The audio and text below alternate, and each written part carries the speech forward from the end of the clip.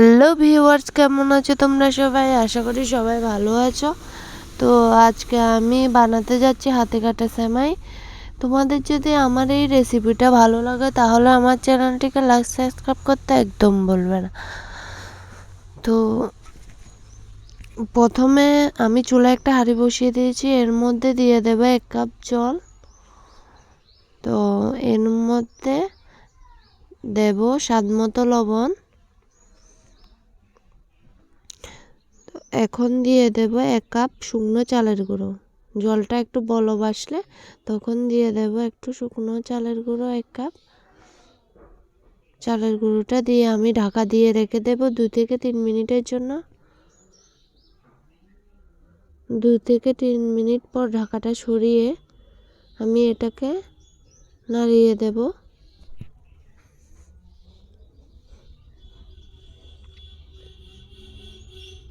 নাড়িয়ে একটা সুন্দর ব্যাটার তৈরি করে নেব। তো এখন এটা নামিয়ে নেব। নামিয়ে এটাকে আমি ভালোভাবে মথে নেব। একটু একটু শুকনো চালের গুঁড়া দিয়ে এটাকে মথে নেব। মথে নিয়ে ছোটো ছোটো লেচি কেটে হাতে লম্বা সাইজ করে চিকন করে তো এটাকে আমি বেলে নেব। এই হাত দিয়ে এভাবে ঘুরিয়ে তো হাতে আমি সেমাইটা কেটে নেব একটু একটু করে একটু একটু করে। তো এভাবে কেটে নেব। খুবই সহজে বাড়িতে বানিয়ে নিতে পারো হাতে কাটা সেমাই। তো আমি এর মধ্যে দিয়ে ভালোভাবে এভাবেও লিচি কেটে নেব। দেখো লিচি কাটা হয়ে গেছে। তো যারা নতুন তাদের জন্য এই রেসিপিটা খুবই সহজ। তোমরা খুব সহজে বানিয়ে নিতে পারো। যে সেমাই খানে সেও খেতে চাইবে এই সেমাইয়ের রেসিপিটা যদি দেখে একবার বাড়িতে বানিয়ে নিতে পারো। তো এখানে কড়াইয়ের মধ্যে আমি 500 দুধ দিয়ে দিচ্ছি, লিকুইড দুধ, full milk cream, full cream milk দিচ্ছি। তো এর মধ্যে একটা তেজপাতা আর 5টা এলাচ আমি ফেটে দিয়েছি। তো এটাকে আমি জাল করে মিডিয়াম আঁচে জাল করে এটাকে আমি ঘন করে নেব দুধটাকে। দুধটা হালকা ঘন হয়ে আসলে তখন এর মধ্যে গুঁড়া দুধ দিব। তোমরা চাইলে যে কোনো ব্র্যান্ডে গুঁড়া দুধ দিতে পারো। গুঁড়া দুধটা দিয়ে আবার এটাকে নাড়িয়ে ঘন করে নেব আর একটু।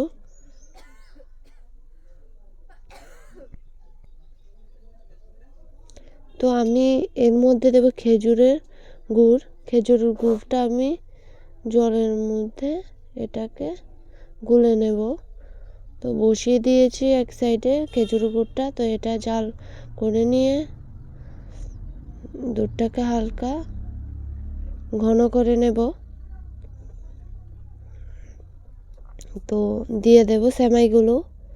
আস্তে আস্তে সেমাইগুলো একের পর এক দেব, না হলে একবারে সবগুলো সেমাই দিলে লেগে যেতে পারে। এই জন্য অল্প অল্প করে সেমাই দেব দুধের মধ্যে দিয়ে নাড়াচাড়া করতে থাকবো। একবার দেব, দুবার দেব, এভাবে দিয়ে নাড়াচাড়া করতে থাকবো।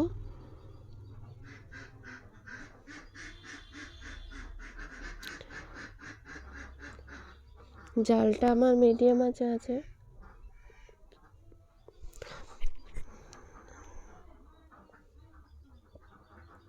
আমি 3-4 বার করে দিয়েছি লিচিগুলো। তো এখন এটাকে আরো ঘন করে নেব।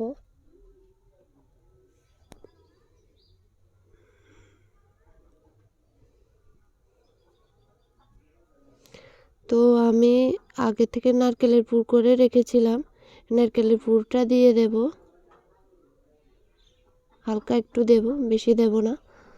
তোমরা চাইলে কাঁচা নারকেলও দিতে পারো। তো নারকেলের পুরটা দিলে খেতে খুবই ভালো লাগে।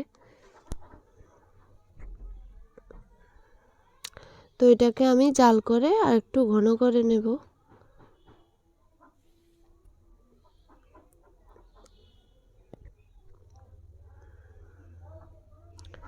জালটা আমি বাড়িয়ে দিয়েছি এখন।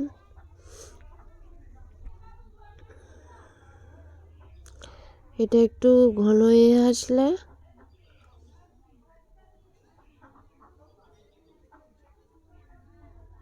তখন গ্যাসটা আমি বন্ধ করে দেব। সেমাইটা যখন ঘন হয়ে আসবে, এই দেখো ঘন হয়ে গেছে।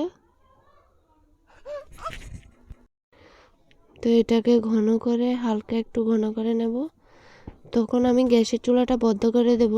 গুড়টা আমার ঠান্ডা হয়ে গেছে এর মাঝে। তো এটাকে আমি 5 মিনিট জন্য বন্ধ করে রাখবো। 5 মিনিট পরে 5 মিনিটের মাঝে আমি একটু নাড়িয়ে দেব। তো এভাবে নাড়িয়ে দেব যাতে আর একটু ঠান্ডা হয়ে যায়।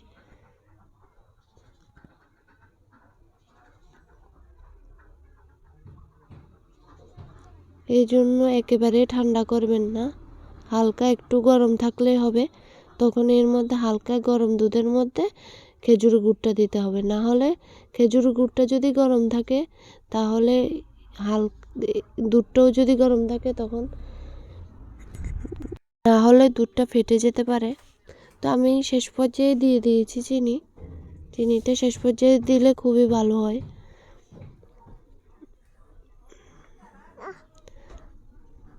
খেজুর গুড়টা গরম আর দুধটা গরম থাকলে তাহলে দুধটা কিন্তু ফেটে যেতে পারে। এই জন্য দুটোটাই ঠান্ডা হতে হবে। এই জন্য বেশি ঠান্ডা না, একটু হালকা গরম থাকতে হবে। তো হালকা একটু গরম। তো এক হাতে খেজুর গুড় দিচ্ছি আর এক হাতে নাড়িয়ে দিচ্ছি। সেমাইয়ের পায়েসটাও একটু হালকা গরম আছে।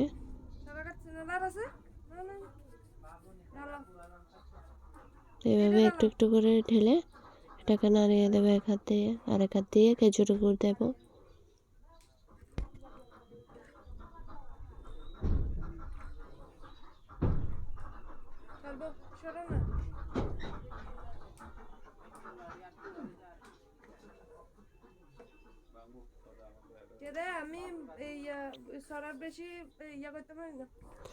এখন আমি গ্যাসটাকে অন করে দেব। গ্যাসটা অন করে একটা বলক নিয়ে আসা পর্যন্ত অপেক্ষা করবো এর মধ্যে। তো একবার বলক আসলে গ্যাসটা আবার বন্ধ করে দেব। তো বলক এসেছে, বন্ধ করে দিয়েছি।